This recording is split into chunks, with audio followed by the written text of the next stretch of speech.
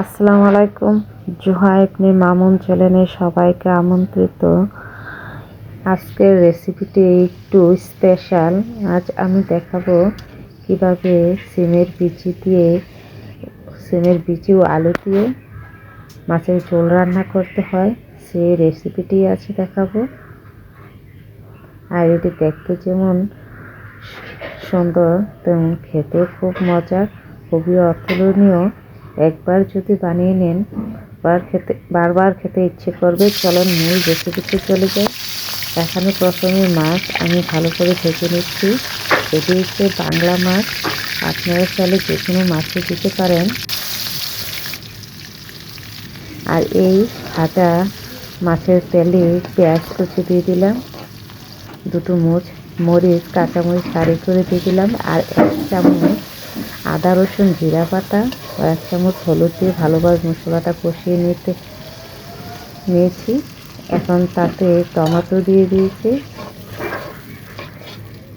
এই টমেটোটা আমার ফ্রোজেন করা ছিল, ফ্রোজেন টমেটো দিয়ে দিয়েছি।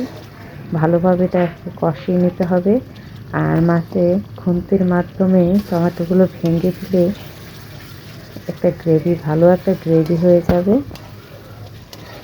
দেখুন পানিটা শুকিয়ে এসেছে, গ্রেভিটাও খুবই সুন্দর হয়েছে। এখন একে একে সব উপকরণ দিয়ে দেব। প্রথমে সিমের বিচিগুলো দিয়ে দিলাম। আর এই সিমের বিচিগুলো একেবারে কাঁচা, কখনো সিদ্ধ করা হয়নি। আর মিডিয়াম আছে আস্তে আস্তে এখানে কষিয়ে নেব। আর এই কষানোর সাথে সাথে সিমের দানা তো হাফ সিদ্ধ হয়ে আসবে। আর এখানে দুটো আলু আগে ভেজে রেখেছিলাম সিদ্ধ করে, এগুলো একসঙ্গে দিয়ে দিলাম। এখন পরিমাণ মতন লবণটাও দিয়ে দেব, দিয়ে ভালো করে এভাবে নেড়ে চেড়ে নিতে হবে। এই তো নাড়ানো হয়ে গেছে। এখন লবণটা দিয়ে আরেকটু নেড়ে নেব কিছু সময়ের জন্য। দেখুন, আর এই ভিডিওটা কিছু কিছু অংশ স্কিপ করে গিয়েছি যাতে ভিডিওটা অনেক বড় না হয়ে যায়। আশা করি আপনারা বুঝতে পারছেন। আপনার বোঝার ক্ষেত্রে খুবই সহজভাবে বুঝিয়ে দেওয়ার চেষ্টা করেছি, বুঝিয়ে নেবেন। এখন এখানে কুসুম গরম পানি দিয়ে দিয়েছি, কারণ মশলাটা ভালোভাবে সবগুলো কষানো হয়ে গেছে। পানিটা আপনারা পরিমাণ মতো দিয়ে দিবেন। চেষ্টা করবেন গরম কুসুম পানি দিতে, কখনো ঠান্ডা পানি দিবেন না, এতে করে তরকারির স্বাদটা কমে যায়। এখানে মরিচ ফালিয়ে দিয়ে দিলাম। আর কুসুম গরম পানিতে তরকারির স্বাদটা দ্বিগুণ বেড়ে যায়। এই তো বলক এসে গেছে। এখন ভেজে রাখা মাছগুলো দিয়ে 2-1 মিনিটের জন্য আবার ঢেকে দেব। একটু নেড়ে চেড়ে নিলাম।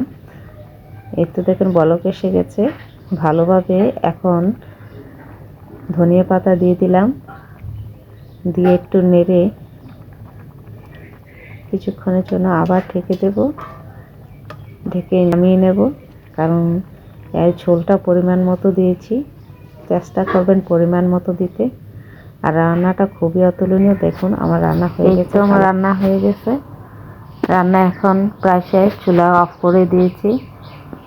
দেখতে খুবই ভালো লাগতেছে, খুবই সুন্দর। আপনারাও ট্রাই করবেন। আর আপনাদের কাছে যদি ভালো লাগে থেকে লাইক কমেন্ট ও সাবস্ক্রাইব করতে ভুলবেন না চ্যানেলটা। এরকম একটা রান্না যদি খাবার প্লেটের সামনে দেন, সবার মন জয় হয়ে যাবে। আশা করি আপনারা নিরাশ হবেন না, করব না। ভালো থাকবেন। আসসালামু আলাইকুম।